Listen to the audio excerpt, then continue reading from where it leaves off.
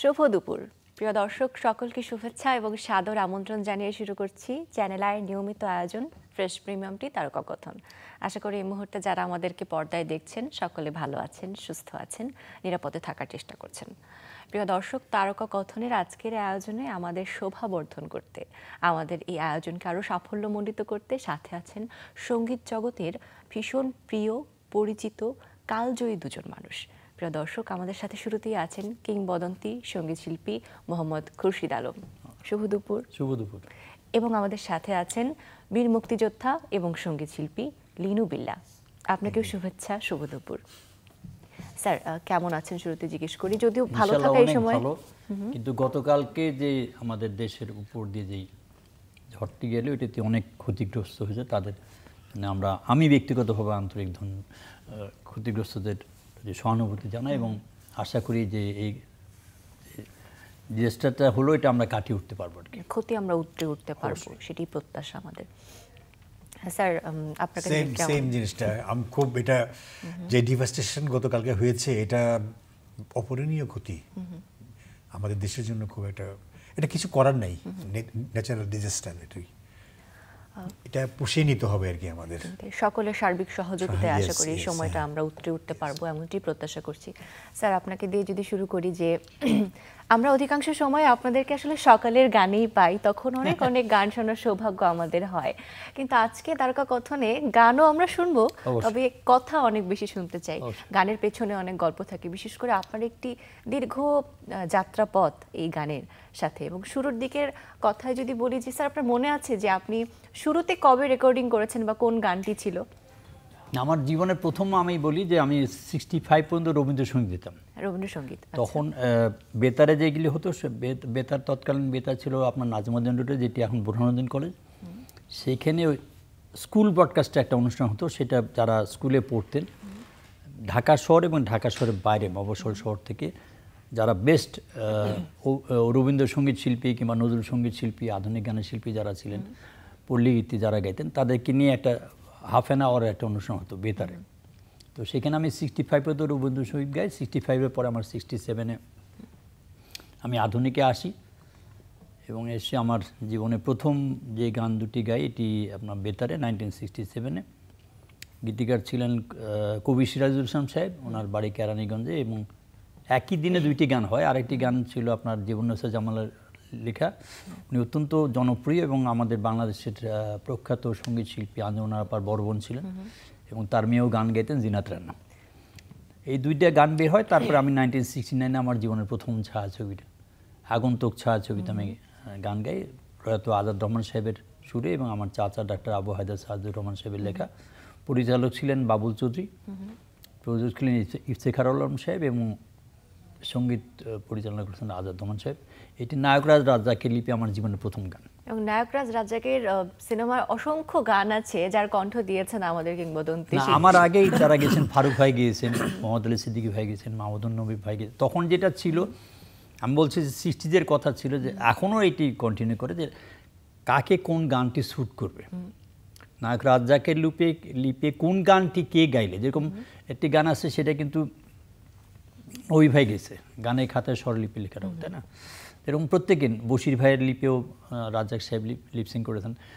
আমি নিজেকে খুব ভাগ্যবান মনে করি যে বাংলাদেশের প্রত্যেকটি নায়কের লিপি আমার ভয়েসে গেছে, এবং যারা কমেডি করতেন কিংবা পার্শ্ব চরিত্র করতেন তাদের লিপি আমার ভয়েস গেছে। এটা আমি নিজেকে খুব ভাগ্যবান মনে করি। আমরা সঙ্গীত প্রেমী যারা আছি তারা আমরা ভীষণ ভাগ্যবান মনে করি আমাদের, যে আপনাকে আমরা পেয়েছি, আপনার মতো শিল্পীকে। আরেকটা জিনিস, সেটা 5.5 গান আছে যেটা সুপার হিটর।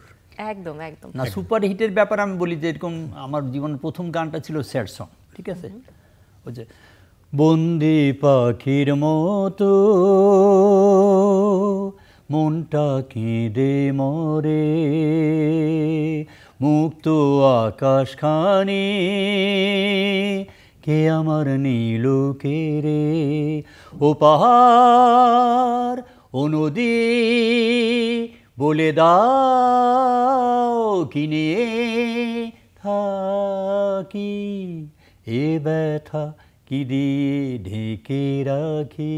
এই লোকই কিন্তু এরপরে আর এরকম গান পায় না। সব যা এরপরে রাজাক ভাই লিপি সবগুলি ভালো ভালো গান গেছে, যেরকম বাপের চোখের মনে নয়, মা গো মা, এই আকাশে সাক্ষী রেখে। শুধু রাজাক ভাই না, প্রত্যেক নায়ক সোহেল রানার লিপিও গেছে, আলমগীর ভাই লিপিও গেছে, তারপরে জাভেদ সাহেব একজন ছিলেন তাদের সঙ্গে অসংখ্য আসলে আমি বলি তো যে আমি আহমদ ইমতিয়াজ সাহেব যে সুরকার ছিলেন, ওনার সুরে আমার গান গাওয়ার কোনো সুযোগ হয়নি। এটা নিয়ে কি কখনো আফসোস হয়েছে বা মনে হয়েছে? আফসোস তো অবশ্যই থাকবে, কারণ উনি একজন নামকরা সুরকার ছিলেন এবং ওনার সুরারোপিত, ওনার লেখা গান এবং ওনার সুরারোপিত গান অত্যন্ত জনপ্রিয়তা পেয়েছিল। আমার হয়তো আমিও করতে পারতাম কিনা জানি না, কিন্তু আমার ভাগ্যে হয়নি।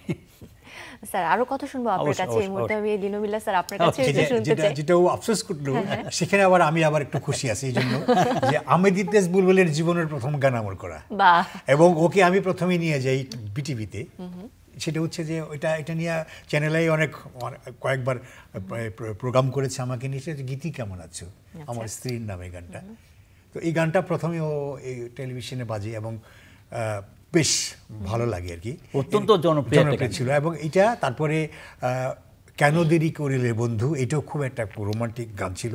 3 নম্বর গান ছিল অন্তর আমার করলাম নঙ্গর কোন সে বন্দরে, এটা আমি প্রায় গাই।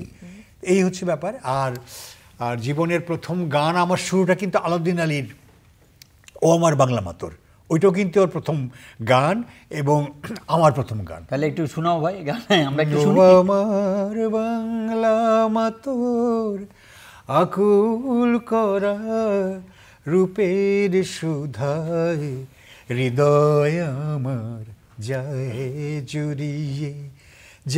জুড়িয়ে ও আমার বাংলা মাগো। না, অসাধারণ। শুধুমাত্র তো গানের কথা নয়, গানের সুর, এবং যিনি যত মায়া করে দেশের গানগুলো করেন, সেই গানগুলি আসলে আমাদের হৃদয়ে এমনভাবে জায়গা করে আছে যে গানের সুর যখন আমরা শুনি তখন আসলে আমাদের হৃদয় এখনো নাড়া দিয়ে ওঠে। অবশ্যই গানের কথাও এটার সাংঘাতিক ব্যাপার। 6টা ঋতুর উপরে গানটা আবুল ওমরাহ মোহাম্মদ ফখরুদ্দিনের লেখা, আলাউদ্দিন আলীর সুর, ওর জীবনের প্রথম সুর, এবং আমি প্রথম শিল্পী ওই গানের। আমার মনে আছে 10 মার্চ এই গানটা আমি প্রথম গাইলাম বিটিভিতে। তারপরে এই গানটা তো সাবিনাকে দিয়েও গান হয়েছে, এটা ছবির জন্য ছবিটা হয়নি আর কি। দেশের গান হিসেবে বোধহয় সাবিনাটাই বেশি চায়, কারণ ওই রেকর্ড করা আছে গানটা। আমাদের দেশের গানের সংখ্যা আসলে এত বেশি, এবং আমাদের দেশ নিয়ে গানের রচনার সংখ্যাও আসলে বলবো যে সবচেয়ে ব্যাপার হলো যে মানে লিরিক্সের ব্যাপারে যে যাওয়া হয়, বাণীর ব্যাপারে দেশের যে গানগুলি আমাদের মানে অতুলনীয় গান। এবং বাংলাদেশের এই একটা জিনিসে আমি বলবো যে আমরা পৃথিবীর যে কোনো দেশের সঙ্গে অন্তত আমরা এই কম্পিটিশনে আসতে পারি। পারবে না, দেশের গানের ব্যাপারে আমাদের দেশের সঙ্গে পারা খুব কঠিন আসলে। ল্যাঙ্গুয়েজে হয়তো বাংলা শব্দে হবে না, এরকম ইংলিশের দেশের গান খুব কম আছে, ভারতে হয়তো হাতে, কিন্তু আমাদের দেশের গানের সংখ্যা অনেক বেশি। এবং যারা গেয়েছেন, যেরকম রুনা লালা থেকে আরম্ভ করে ফেরদৌসী রহমান থেকে আরম্ভ করে শাহনাজ রহমতুল্লাহ, সাবনি ইয়াসমিন, জিনাত রেহনা, প্রত্যেকের দেশের গান গেছে।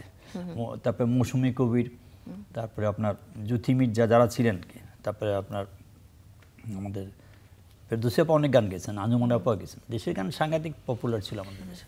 স্যার এই মুহূর্তে আমরা লিনু মিল্লা স্যারের কণ্ঠে গাওয়া আমরা একটি গান শুনে আসতে চাই, অন্তর আমার করলাম না। ওই যে বললাম 3 নম্বর গান ছিল, কথা আপনি বলছিলেন, সেটা আমরা একটু আর্কাইভ থেকে দর্শকদের নিয়ে দেখে আসবো। চলুন প্রিয় দর্শক। খুঁজে পাবো কি আমার প্রাণ বন্ধুরে, অন্তর আমার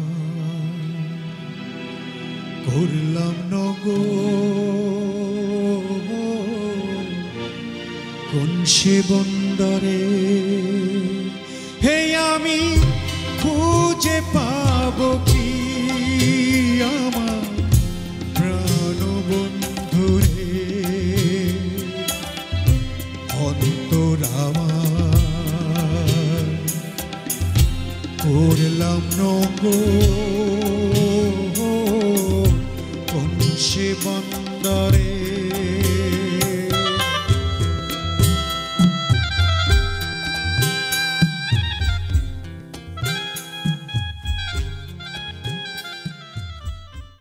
অসাধারণ।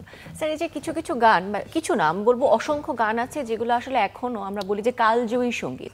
স্যার আপনাদের কি মনে হয় যে একটা গান আসলে কাল জয় কখন করতে পারে বলে মনে হয়? আসলে সত্যি কথা বলতে কি, তখন যে গানগুলি হয়েছে, আমি বলি 90 পর্যন্ত, আমি 90 না আরও বেশি হয়েছে, 2000 পর্যন্ত ধরা যায় আর কি।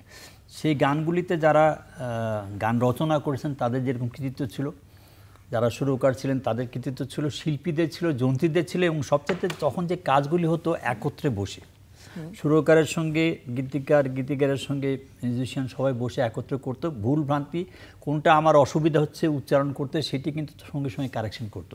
এখন যেটা হচ্ছে, এখন গান কিন্তু খারাপ হচ্ছে না, অবশ্যই ভালো গান হচ্ছে। যেটা আমি যেটা ফিল করি যে কারোর সঙ্গে কারো দেখা সাক্ষাৎ, সুরকার বাসায় সুর করে ওই হোয়াটসঅ্যাপে পাঠিয়ে দিল, ঠিক আছে, আমি কিছুই বুঝতে পারলাম না।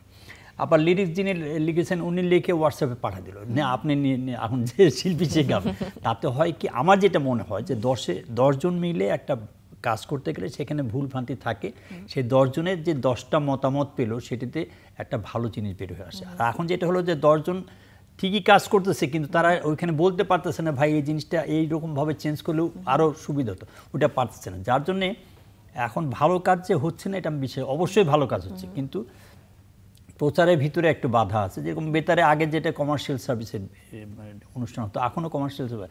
আর এখন সবচেয়ে অসুবিধা হচ্ছে এত জিনিসপত্র আসছে, আমি চ্যানেল দেখব না মোবাইলে দেখব, হোয়াটসঅ্যাপে দেখব না ফেসবুক, কোথায় দেখব, এত দেখার জায়গা হয়েছে, যার জন্যে মানে তখন বেতার ছিল, টেলিভিশন ছিল, তার জন্য ভালো আর অন্য কোনো দেখার জায়গা ছিল না, যার জন্য গানগুলি এত জনপ্রিয়তা পেয়েছে আমি বলি মনে করি বিষয়।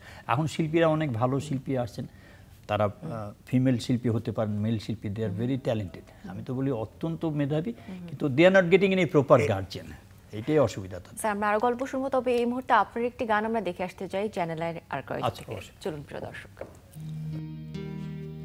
চেনা চেনা লাগে তবু অচেনা, ভালোবাসো যদি কাছে এসো না। চেনা চেনা লাগে তবু অচেনা, ভালোবাসো যদি কাছে এসো না।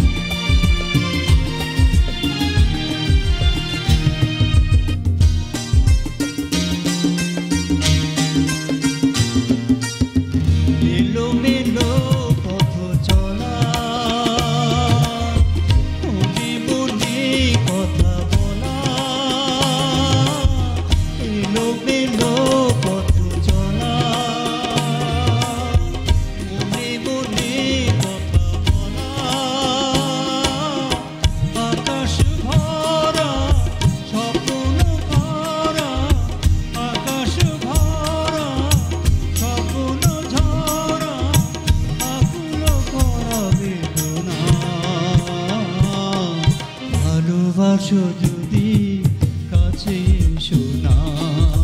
চেনা চেনা লাগে তবু অচেনা, ভালোবাসো যদি কাছে এসো না।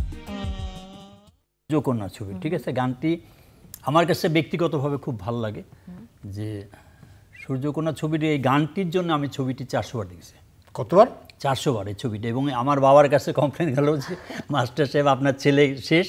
সুরকার সত্য সাহার কাছে, এটা সুরকার ছিলেন সত্য সাহা এবং ফজল শাহাবুদ্দিন সাহেব ছিলেন গীতিকার, শিল্পী ছিলেন ওপার বাংলার শ্যামল মিত্র, এবং এটা আপনার লিপসিংয়ে ছিলেন আমাদের বুলবুল আহমদ, নায়ক বুলবুল আহমদ গাড়ি চালাচ্ছিলেন, জয়শ্রী কবির নায়িকা ছিলেন, কিন্তু উনার লিপে না, ব্যাকগ্রাউন্ডে একটা গান বাজছিল।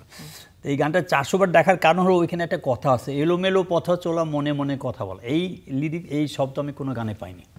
এবং আমি খুব ভাগ্যবান ব্যক্তি মনে করি যে যিনি অরিজিনাল সিঙ্গার, তার কাছে আমার নিজে বাসা শোনার সুযোগ হয়েছে এই গানটি। অসাধারণ। এরকম কত গল্প আছে, প্রত্যেকটি গানের পেছনে তো আসলে হাজার হাজার গল্প। আমরা যদি ছোট ছোট করেও শুনতে যাই তাহলে মনে হয় যে সারাদিন পার হয়ে যাবে। স্যার আপনার কাছে একটু শুনবো যে এখন যে গানটি দেখলাম সেটাও কিন্তু আমাদের সকালের আয়োজন চ্যানেলের গান দিয়ে শুরু অনুষ্ঠানে দেখলাম, এবং আপনাদের দুজনকেই আমরা পাই সকালের আয়োজনে। এবং একটি বিশেষ ব্যাপার দুজনের ক্ষেত্রেই আমরা লক্ষ্য করি যে দুজনেই যখন আমাদের মাঝে আসেন আমাদের শোভাবর্ধন করতে বা শিল্পী হয়ে, তরুণ প্রজন্মের কেউ আপনাদের সাথে থাকেন বা তাদের সাথে আপনারা থাকার চেষ্টা করেন স্যার, এটার কোনো নির্দিষ্ট এটা আমি এটা খুরশিদ আলমও এটা শুরু করেছে, এটা আমিও করেছি, এটা 3-4 বছর হয়। আমি এটা মানে এটা আমার মিশন হিসেবে আমি এটা চেষ্টা করি যে আমার প্রজন্মকে নিয়ে আমি গাবো। এটা চ্যানেলের বাইরেও আমার অন্যান্য চ্যানেলে গাইলে আমাকে বলে আপনি কার সাথে গাবেন, আমি তখন বলি যে আমার পরবর্তী প্রজন্মকে, তখন আমি বলে দিই এই মেয়েটাকে আপনার যোগাযোগ করেন। এবং এটা কিন্তু এটা বললাম না তার মিশন, আমাদের যেন সিনিয়রদের জন্য জুনিয়ররা কিছু বলতে না পারে যে আমরা যখন চলে যাবো পৃথিবী থেকে, তখন যেন না বলতে পারে যে আমরা ওদের জন্য কিছু করলাম না। আমরা এতটুকুই করতে পারি যে ওদের আমরা উৎসাহ দিই যে তোমরা ওইভাবে গাও, এইভাবে করে গাও। এটাই আমি শুরু করেছি এবং করে যাব যতদিন বেঁচে থাকি। খুরশিদ আলম স্যার, আপনার কাছে আমি বলি চেন্নাইয়ে যে সমস্ত সেরা কণ্ঠের শিল্পী, খুদে গানরাজ, গান বাউলেনা, বিভিন্ন ইয়েতে আছে, তো এদের সঙ্গে গান গেয়ে যেটা আমার যেটা হয়, আমিও তো ছোট ছিলাম, তাই না, আমিও তো নবীন ছিলাম, আমিও তো নতুন ছিলাম। তো আমি বিশ্বাস করি যে হয়তো তাদের সঙ্গে বসে গান গাইলে আমি ছোট হব না, আমার উৎসাহিত তারা একটু বড় হবে, এটা আমি চাই আর কি।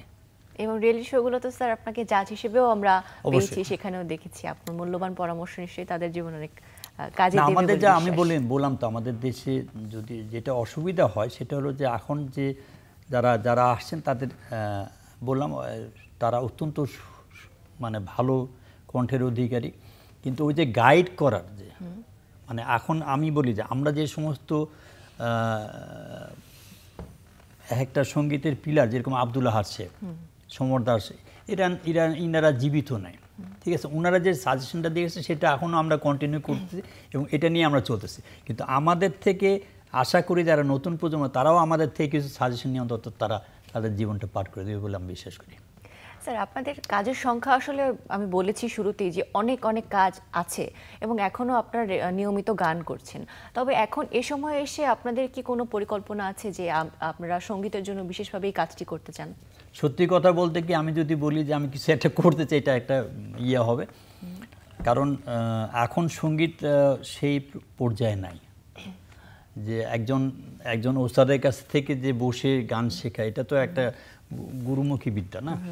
এখন কিন্তু এই সুযোগ, এই সময়, এই ইয়েটা কেউ হয়তো ব্যবহার করবে না, কারণ এখন কারোর জন্য কেউ সময় দিতে পারে। তার ভিতর দুইটা কারণ আছে, আমাদের রাস্তায় যে জ্যাম, এক নাম্বার, যে জ্যামে আমার ওস্তাদ বসে থাকতে সে। তবে তারপরে আমি বলবো যে ফেসবুক, ইউটিউবে অনেক কিছু ভালো জিনিস আছে, ভালো জিনিসটা গ্রহণ করবে বলে আমি বিশ্বাস করি নতুন প্রজন্ম, এবং চেষ্টা করবে। মানে আমি বলি কি যে মানুষের একটা মোটো থাকতে হয়। আমার যদি প্রথমেই থাকি যে আমি শিল্পী হব শুধু পয়সা ইনকামের জন্য, এটা কিন্তু না। আমি শিল্পী হব একটা ভালো মানুষ হয়ে শিল্পী হয়। একটা শিল্পী না, একটা খেলোয়াড় যিনি আছেন তাকেও একটা ভালো মনের মানুষ হতে হয়, যিনি ক্রিকেট খেলেন, যিনি ফুটবল খেলেন, কিংবা অভিনয় করেন, কিংবা কবিতা আবৃত্তি করেন। আমি ব্যক্তিগতভাবে বিশ্বাস করি যে একটা ভালো মনের মানুষ যদি ভালো কাজ করে, সেটি আর 10টা লোক দেখে সেটা করার আগ্রহ পায়, প্রেরণা পায়। একদমই তাই স্যার, ভীষণ সুন্দরভাবে বলেছেন।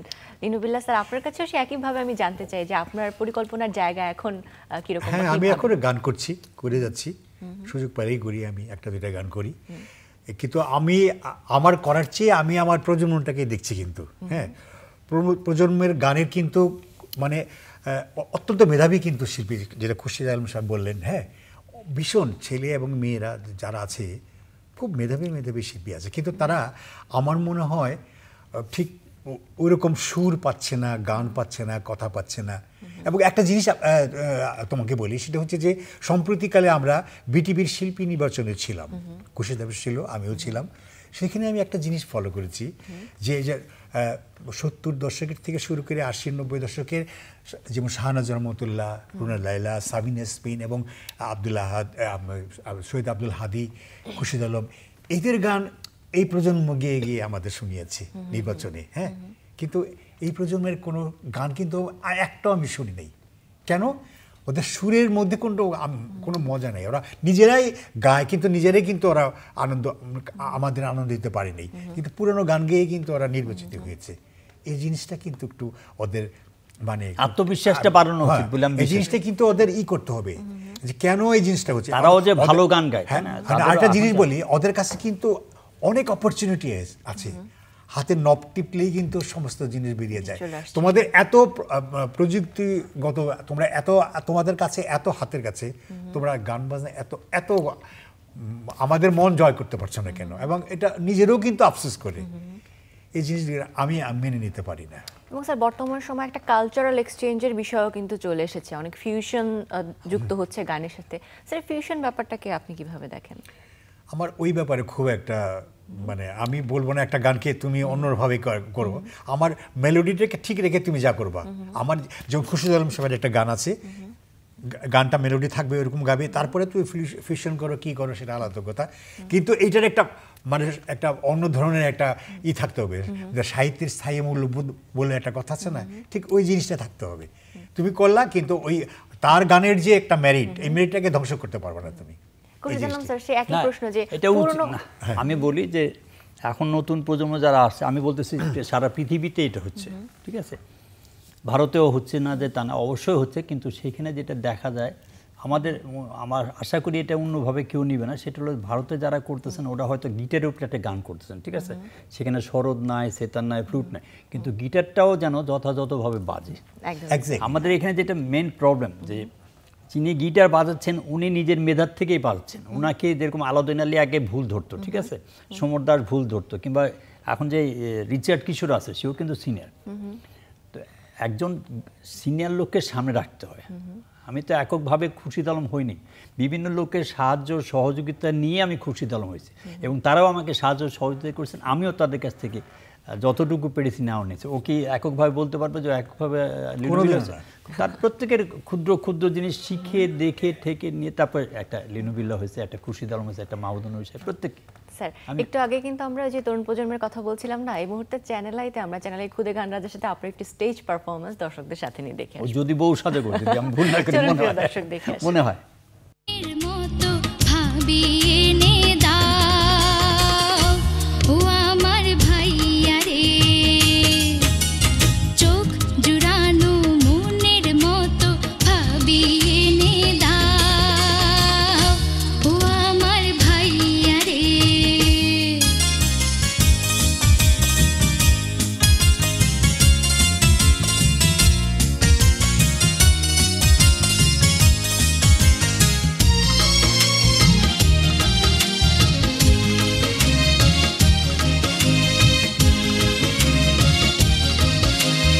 আমার কথা ভাবিস না রে, বিয়ে দেব আগে তোরে।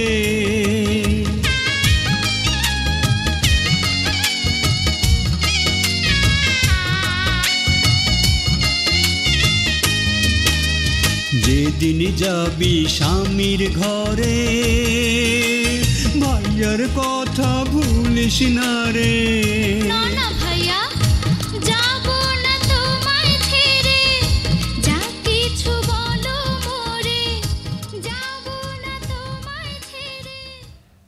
বাহ, এটা অসাধারণ। অরিজিনাল সিঙ্গার ছিলেন শাম্মী আক্তার, এই গানটার খুব চমৎকার গেয়েছে। সাংঘাতিক সুর।